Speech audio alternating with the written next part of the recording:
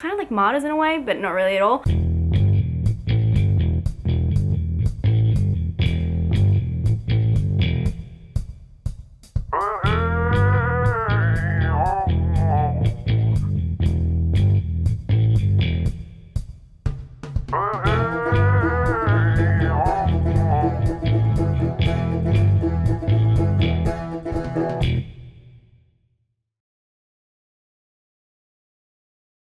Hi guys, I just finished watching 5150 Elms Way, and that's a street address, by the way. I was a little bit confused, but it is. It's a French-Canadian film. It is about a guy who is a filmmaker, kind of relevant, like going to study filmmaking, and he goes down the wrong street and kind of witnesses something and then gets stuck in a situation. It's kind of one of those kidnappy type films.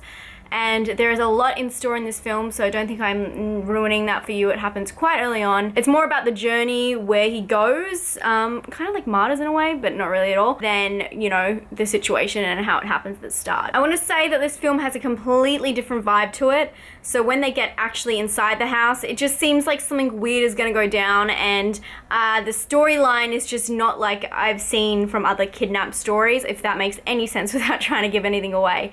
But pretty much like the guy and the situation is just completely bizarre, and I'm trying to figure out while I'm watching it what is going on with this person who's done the kidnapping, and why is this in this weird situation, and why is it getting shown through these different scenes about their relationship with other people. And I want to say that there is like a little bit of a payoff, but it definitely gets written down wobbly in the middle. I feel like it just wasted a lot of time. It does go for an hour and 50 minutes, and it was just a lot of time that was just didn't make sense. The scenes, like, you kind of got it, and then they try to like pound something in your head a couple of times, so you really got the relationship between a couple of characters.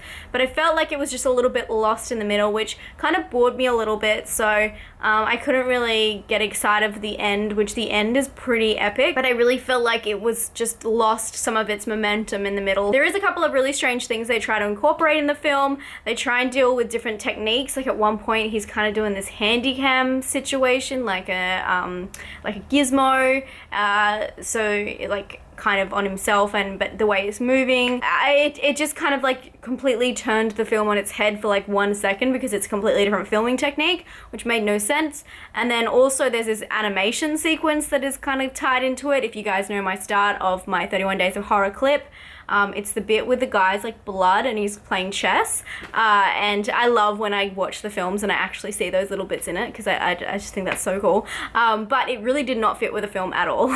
And I get that they were trying to be like kind of quirks. It kind of works because in the end it has to be there to show a certain something, but it just took me out of the element. I think they could have kept it a lot more simple, and the storyline is so outlandish that they really didn't need to put like an animation sequence in. That is definitely one thing I think, is that the ending of the film is quite epic, but as I said, it was lost in the momentum. But one thing I really did like about the film was the sound, the score. It was like a really nice piano score, and I felt like they really should have built that up more towards the end, and I could just tell something was missing from, like, you know when you have a climax in a film and you're like, yes, like they got away, or, you know, like they finally shot the killer, you know, all that kind of stuff. Normally that is when the music's, you know, at its fucking peak, but this one is kind of lost on that, and it just kind of made for a weird viewing.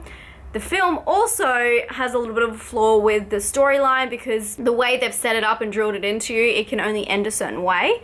And I was very aware of that. I was like, this is not going to happen that way, because like when they kind of gave you false endings, you're like, nah, this can't happen like that because of this.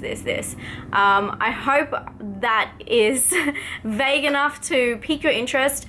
This film does have a lot of really cool aspects, but I just felt like the middle was just a little bit wobbly for me. I don't know why I'm using the term wobbly, but for that, I'm going to give it a 6 out of 10. I still highly recommend it to you guys. I think you'd really like it.